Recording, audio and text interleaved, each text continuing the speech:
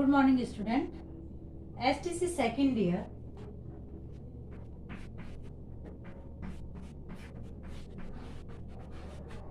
सामाजिक विज्ञान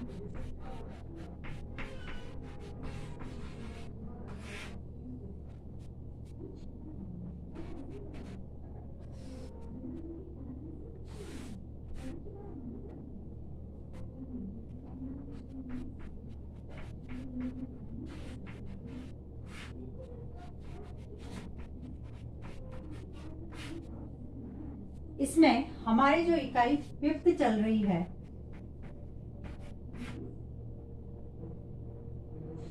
इतिहास अध्ययन का स्वरूप, इकाई 5 में आज का हमारा टॉपिक है स्थानीय इतिहास।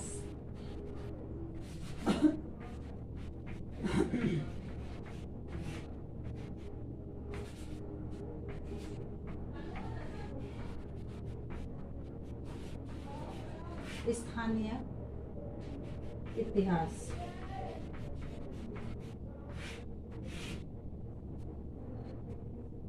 सबसे पहले स्थानीय इतिहास का अर्थ।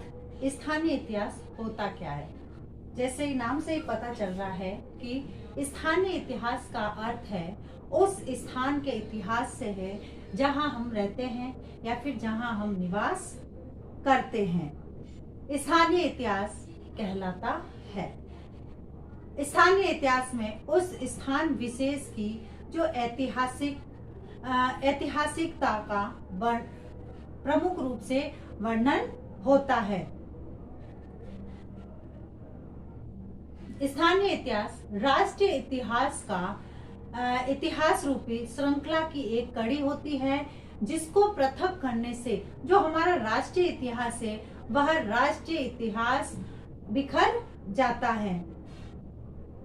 प्रांतीय राष्ट्रीय इतिहास स्थानीय इतिहास के अध्ययन के आधार पर ही लिखा जाता है, क्योंकि जब तक हमें उस स्थानीय इतिहास का पता नहीं चलेगा तब तक हमारा प्रांतीय और राष्ट्रीय इतिहास है उस राष्ट्रीय इतिहास के बारे में पता नहीं चलेगा। स्थानीय इतिहास राष्ट्रीय इतिहास रूपी एक श्रृंखला है जिसके पृथक होने से इतिहास बिखर सा जाता है। स्थानीय इतिहास में हमारे जो स्थान का इतिहास है उस स्थानीय इतिहास में वहाँ की जो परंपराएं हैं, वहाँ का रीति रिवाज है, वहाँ का रहन सहन है, वहाँ की वेशभूषा है, उद्योग धंधे हैं, इन सब का प्रमुख रूप से वर्णन होता है।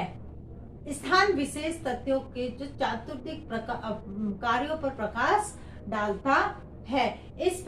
इस प्रकार स्थानीय इतिहास राष्ट्रीय इतिहास का विशेष महत्व है, यानी स्थानीय इतिहास का जो है वह राष्ट्रीय इतिहास में विशेष महत्व है। यानी हम ये कह सकते हैं कि स्थानीय इतिहास उस स्थान विशेष जगह का जहां पर हम रहते हैं, जहां पर हम निवास करते हैं, उसका इतिहास होता है स्थानीय इतिहास। अब जो स्थानीय इतिहास है उसको पढ़ाने की सबसे सर्वोत्तम विधि किसे माना है? यानी स्थानीय इतिहास के बारे में जानकारी प्राप्त करने की सर्वोत्तम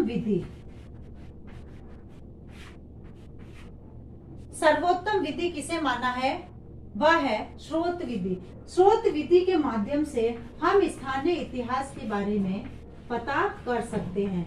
स्रोत विधि, इस स्रोत विधि के माध्यम से हम स्थानीय इतिहास के बारे में पता कर सकते है। यानी स्रोत विधि के माध्यम से हम विद्यार्थियों को साक्षात प्रत्यक्ष अनुभव करवा सकते हैं, प्रत्यक्ष शिक्षण का जो है वह महत्व समझा सकते हैं। बहुत से विषयों में विशेषकर इतिहास एक ऐसा विषय है जिसमें घटित घटनाओं को साक्षात रूप से नहीं देखा जा सकता है, अतः हम इतिहास शिक्षण के माध्यम से ही प्रत्यक्ष अनुभव के स्थान पर कुछ ऐसे विकल्प ढूंढते हैं जिन्हें ऐतिहासिक स्रोत कहते हैं, और उन्हीं ऐतिहासिक स्रोतों के माध्यम से हम स्थानीय इतिहास के बारे में पता लगाते हैं। ये ऐतिहासिक जो स्रोत है ये मुख्यतः 2 भागों में बांटे गए हैं। एक तो परंपराएं 2 भागों में बांटे हैं। पहला है परंपराएं इनके माध्यम से हम स्थानीय इतिहास के बारे में पता कर सकते हैं। और दूसरा है अवशेष। बचे हुए जो अवशेष होते हैं इसके माध्यम से हम पता लगा सकते हैं। अब परंपराओं के माध्यम से स्थानीय इतिहास शिक्षण में परंपराएं जो है वह मौखिक परंपराएं जो हम सुनते हैं,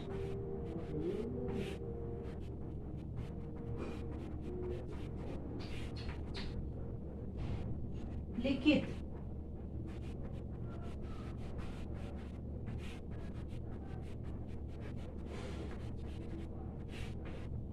मौखिक परंपराएं, लिखित परंपराएं, हस्तलिखित परंपराएं। अब इसमें लिखित परंपराओं के अंतर्गत लिखित परंपरा को दो भागों में विभक्त किया गया है, हस्तलिखित और मुद्रित। इसके दो भाग बताए हैं, हस्तलिखित और मुद्रित परंपराएं। अब मौखिक परंपराओं में इसके अंतर्गत जैसे दंत कथाएं है, अनुश्रुतियां है, लोकगीत है, कहावतें है, रीति रिवाज है, इन सब का मौखिक रूप से विवरण आता है मौखिक परंपराओं के अंतर्गत। ये मौखिक परंपराएं एक पीढ़ी से दूसरी पीढ़ी में हस्तांतरित होती है और अनवरत रूप से प्रवाहित होती है और इनका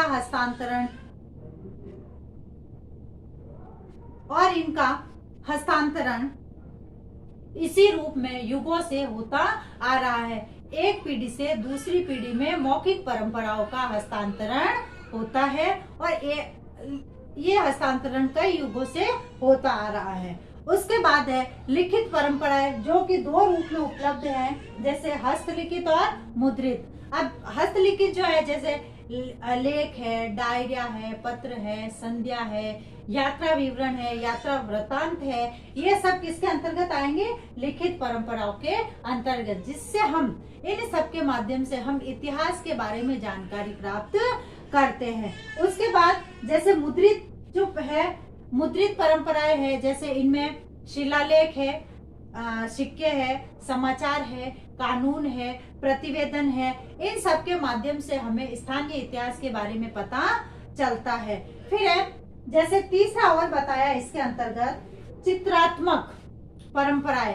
इसमें जैसे ऐतिहासिक महत्व के जो भित्ति चित्र वगैरह होते हैं, गुफा चित्र होते हैं, रेखा चित्र होते हैं, लिपि युक्त जो पुस्तक होती है, इनके माध्यम से हम प्राचीन जो हमारा इतिहास है इसके बारे में पता लगाते हैं। उसके बाद आता है इसमें अवशेष।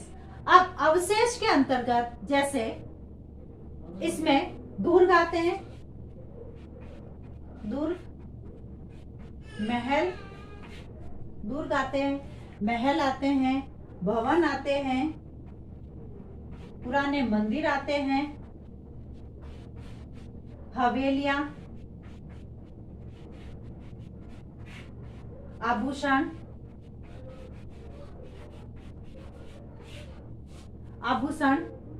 अस्त्र शस्त्र, वेशभूषा, बर्तन, मकबरे, ये सब जो आते हैं यह अवशेष के अंतर्गत आते हैं।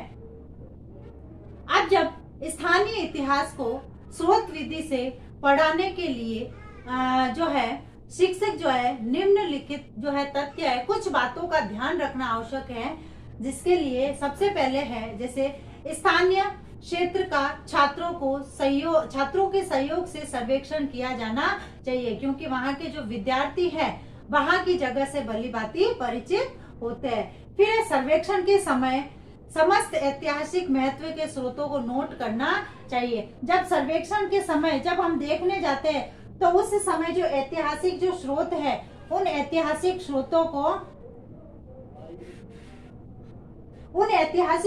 को नोट करना चाहिए कि हमने कौन कौन सी जगह देखी है। फिर है छात्रों के दल को उनकी रुचि के अनुसार बनाना चाहिए। जब हम ग्रुप डिवाइड करते हैं तो ग्रुप डिवाइड करते समय उनकी रुचि के अनुसार उनको समूह में बांटना चाहिए। फिर है शिक्षक को ऐतिहासिक महत्व के स्रोतों की जो पूर्ण जानकारी से संबंधित मुख्य मुख्य तथ्यों को समझा देना चाहिए, यानी जो मुख्य मुख्य बातें हैं वो विद्यार्थियों को बतानी चाहिए।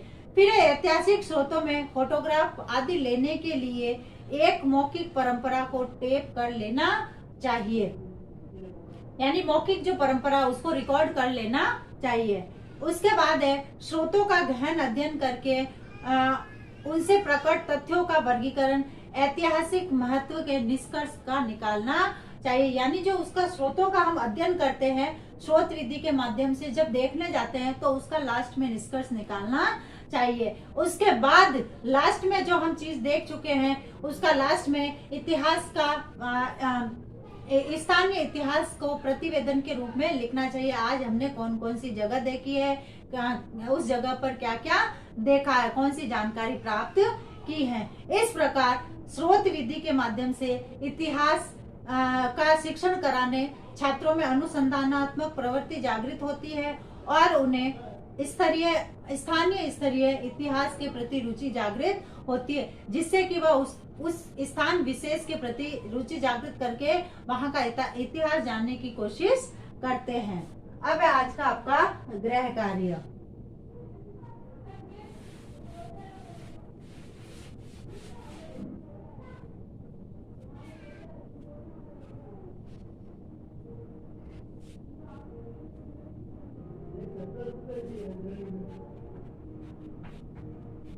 स्थानीय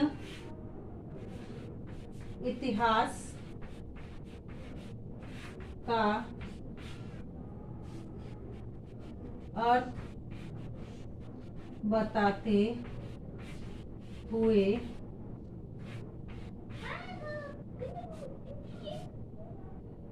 स्थानीय इतिहास का अर्थ बताते हुए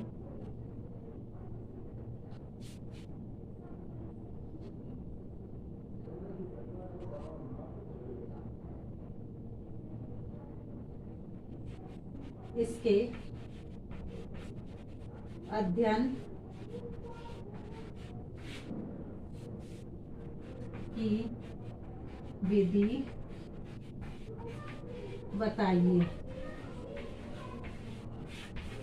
स्थानीय इतिहास का अर्थ बताते हुए हम इसका अध्ययन किस प्रकार से कर सकते हैं उसको बताना है। जैसे कि हम सभी जानते हैं कि कोरोना जैसी भयंकर महामारी फैल रही है तथा इससे बचाव है तो हमें कुछ उपाय करने हैं। हाथों को सैनिटाइज करना, मुंह पर मास्क लगाना, सोशल डिस्टेंस का ध्यान रखना। अतः इन सब छोटी छोटी बातों द्वारा हम इस कोरोना जैसी महामारी से लड़ भी सकते हैं और निजात भी पा सकते हैं। स्वस्थ रहे, सुरक्षित रहे। धन्यवाद।